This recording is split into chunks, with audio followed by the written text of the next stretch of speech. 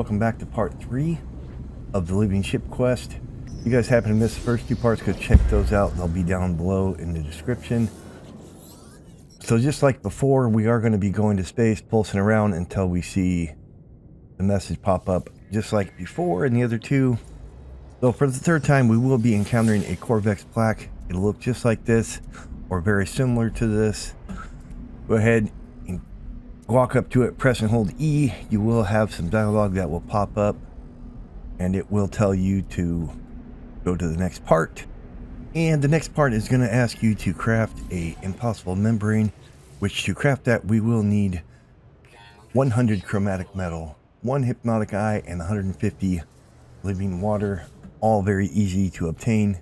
The very first thing we're going to get is the hypnotic eye, which is going to be underwater in an underwater abandoned building. You will come down here, and that thing right there on the roof we're going to have to kill.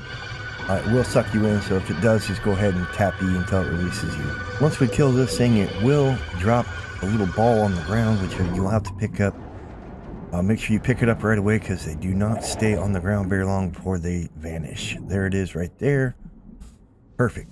Alright, so we got the hypnotic eye, chromatic metal. Hop into your spaceship and go into space. Okay, once we're in space, once again, we are just going to pulse around and wait for another encounter with the living ship, which will happen in just a second. Once we encounter that, you will get anomaly detected, exit pulse examine. Once again, some dialogue will pop up, and it'll ask you, once you read through it, it'll ask you to make a sacrifice. So go ahead and make a sacrifice. Once you do that, you will automatically receive living water, and you will be able to craft that impossible membrane and move on to the next step, which is this right here. We got the living water, so now what we can do is craft that impossible membrane. And then once we craft that impossible membrane, it will pop up with another quest location automatically for you.